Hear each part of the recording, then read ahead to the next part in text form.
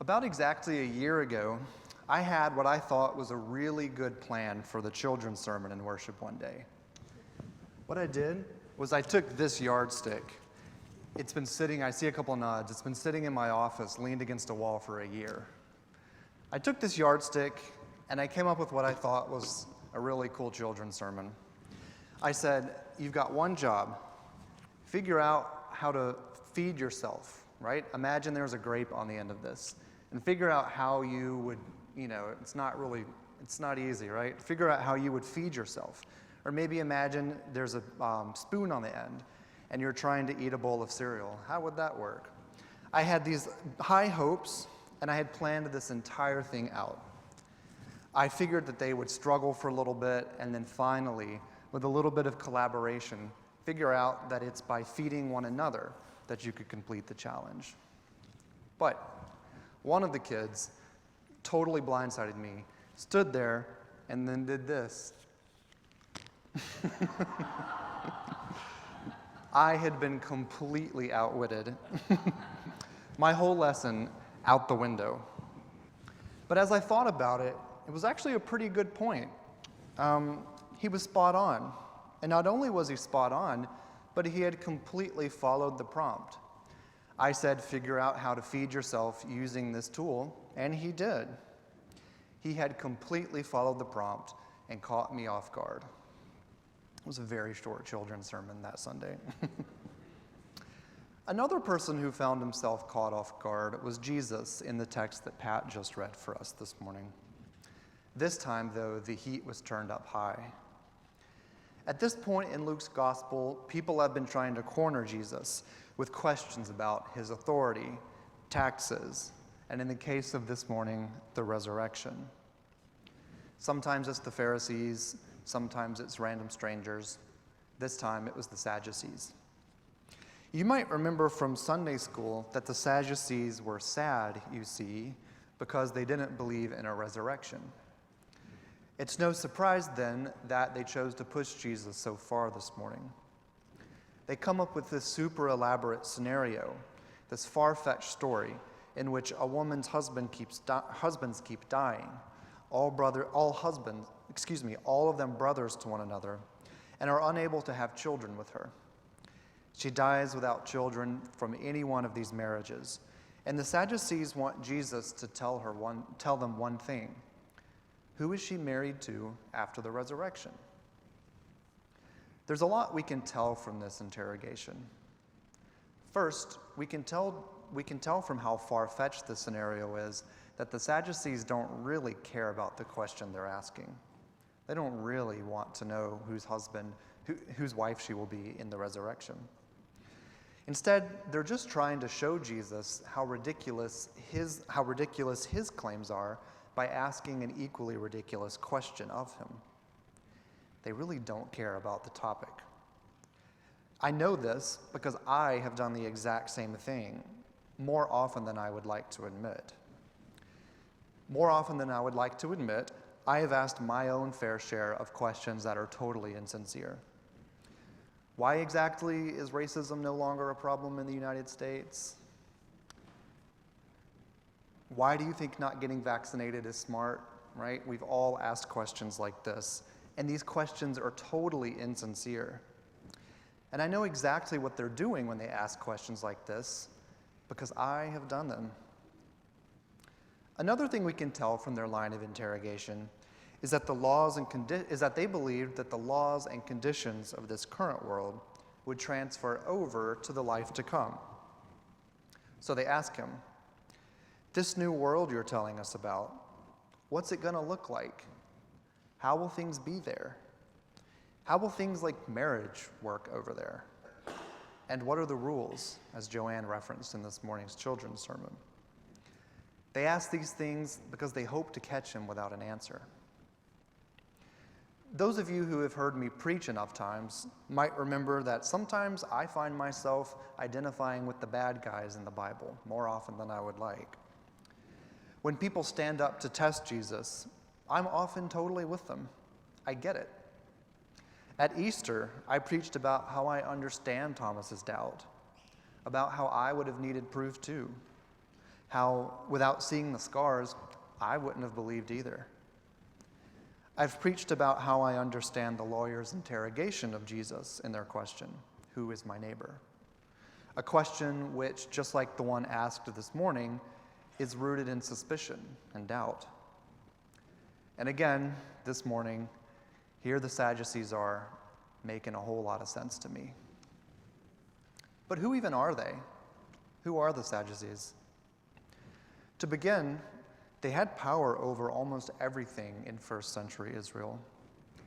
And as a result of this, they were really, really wealthy. Think Jeff Bezos if he were also a pastor, right? As you can imagine, it's made for a really weird combination, and as you might already know, led to a lot of corruption.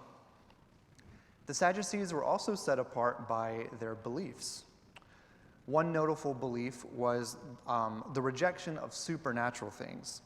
That included heaven, hell, angels, spirits, and of course, the resurrection. Another thing about them is that they had a pretty cozy and comfortable relationship to Rome, the powerful city-state whose activities Jesus actively preached against, and whose political and societal benefits the Sadducees enjoyed. This comfortable relationship led them to living pretty luxurious and opulent lives. In fact, a few contemporary archaeologists have been able to recover a few Sadducite homes from the first century, writing in their notes, they were, quote, "the most opulent homes discovered to date in Jerusalem from that period," end quote. Any idea, therefore, that's threatened to stop the flow of income to the temple, such as the idea that it was bad to be rich, they opposed, especially beliefs that could lead people to challenging or critique the gatekeepers of the temple. Maybe knowing this now, maybe there's a little more than suspicion happening. I get suspicion, and odds are you do too, but it sounds like there's another layer to our story: power. It sounds like I mentioned before, like they're gatekeeping, or checking out what ideas Jesus has been spreading about them and the temple. They've heard what he's been saying, and they've come to check out the situation for themselves. Is what people are saying about him true? Comes to find out, yeah, probably. They aren't happy. So here we are this morning. The Sadducees have come to stump Jesus, and they think right now that they have got him cornered. Or at least that's what they assume. Because Jesus comes out with a response that I don't think they were expecting. He says, "To answer your question, actually all of them are alive." This reply probably really confused the Sadducees. I know I would have been even more baffled. But what it does do is it highlights an assumption that they made that they didn't realize. On this side of the curtain, we see the distinction between life and death really clearly. Life is life, and death is death. Living people aren't people who have passed away, and people who have passed away aren't living people. We have two categories for these things. Jesus doesn't disparage this assumption either, or mock the Sadducees for holding these beliefs. He was really gracious. And after all, this is the way most of us think about life and death. But Jesus also, he just can't not push back on this one and challenge this wall, push this wall that people see separating life and death. In fact, this pushing back, this challenging, is a part of a pattern Jesus has shown for a long time now. He's been preaching for a while that maybe, just maybe, death isn't quite as final as we think, that there's a lot of gray between life and death, that a resurrection would be coming. Instead of condemning their insincerity, which he could have easily done, Jesus instead did something unexpected. He showed his questioners hospitality by inviting them into a world that is so much larger and mysterious than it seems. Maybe this is what Jesus would ultimately mean by turning the cheek. Not to let other people abuse you or take advantage of you, but to invite your enemies to step into a new way of seeing the world with you, to remove the veil that separates you from them so that you can both see the world as the beautiful and unknowable mystery that it is. I can't help but see myself in the Sadducees again here too, because making assumptions about life and death is something all of us do. It's part of being people, and it comes with the territory of just loving others and caring about folks. After all, we all want to be close with the people that we care about. Why would we not want to be close to folks after death? It seems logical to me. But maybe we're missing the point, like the Sadducees. Maybe we too assume that the world is a simple place, where life is life and death is death. Maybe you and I aren't all that different from the Sadducees. Here in the United States, whenever we talk about narrowing the space between the living and the dead, we just move that line back to how it was right before.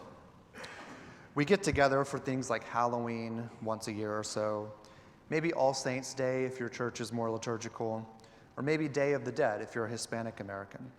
And then we separate life and death. We move them far apart from one another where we think they belong.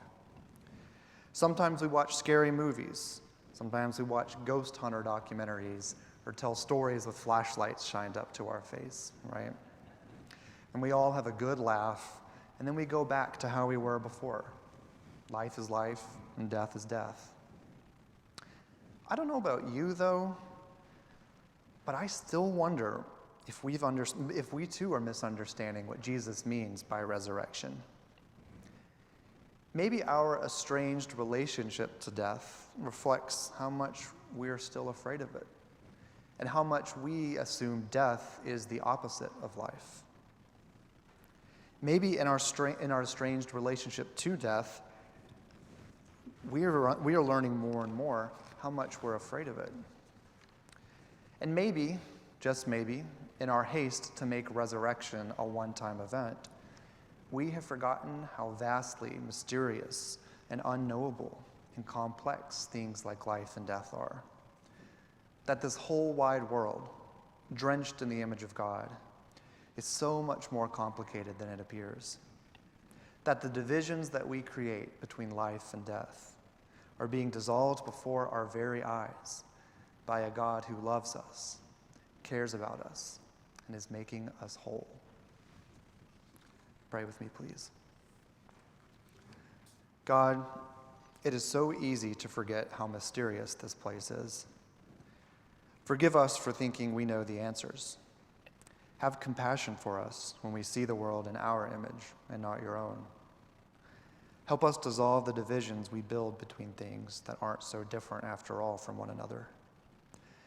Remind us that the world we see is not the world that is.